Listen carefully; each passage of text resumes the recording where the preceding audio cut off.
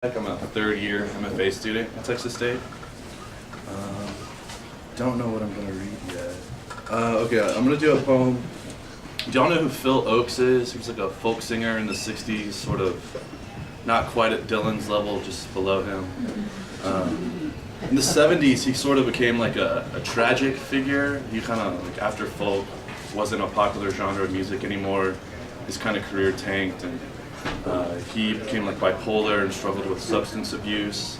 And he invented this persona named John Butler Train, whose job it was to kill Phil Oakes. He was really paranoid and believed that the government was after him, so he was really into conspiracy theories. So there's a lot of that in this poem too. It's a little wild. Ode to John Butler Train. Oh yes, and there's some Latin in here too. Sorry if I mispronounce it. Ode to John Butler Train. 1.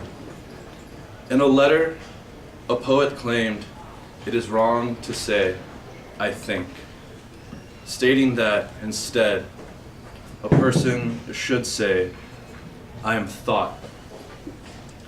I think he meant that people should be skeptical toward the actuality of anything save for our own thoughts, questioning everything, even our senses, even our physical beings. Therefore, I am thought. This was said by someone who is dead now. This is solipsism, not metaphor. 2. All the news that's fit to watch on TV. A German mathematician discovered corners in every circle. However, this revelation met zero fanfare. Remember, solipsism. An afterthought, Mississippi. Something Phil Oakes must have felt in the 70s. TV and card games. During commercials, drafting list. Hollow silver dollars, Fort Detrick, shellfish toxin, cobra venom, Chantilly racecourse, New York Cornell Hospital. Ex Kerkus nil fit. Enter John Butler Train, stage left. His coat pocket, a storehouse of weaponry, domestic utensils, Phillips screwdriver, padlock, key missing, serving fork, etc. Protection from whatever it was that was hunting him. 3. I know how they gather, encircled, tending to their newborn coyotes, still pathetic enough to disguise their unfed ravening with the pretense of instinct.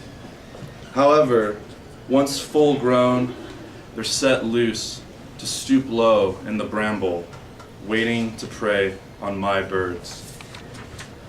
4.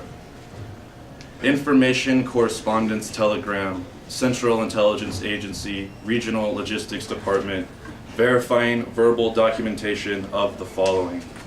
Summer 1975, specific time and date disclosed.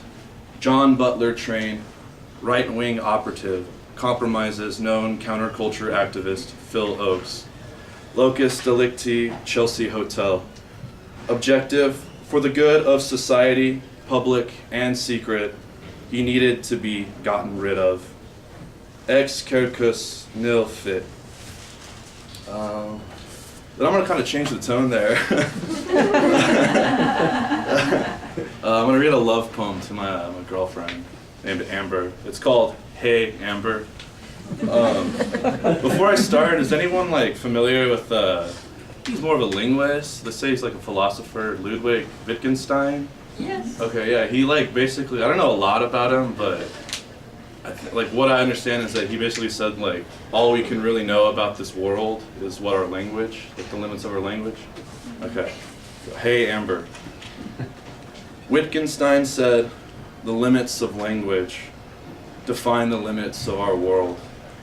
That in fact all things render no further than noun, verbing the larger object. Leaves landing on first snow.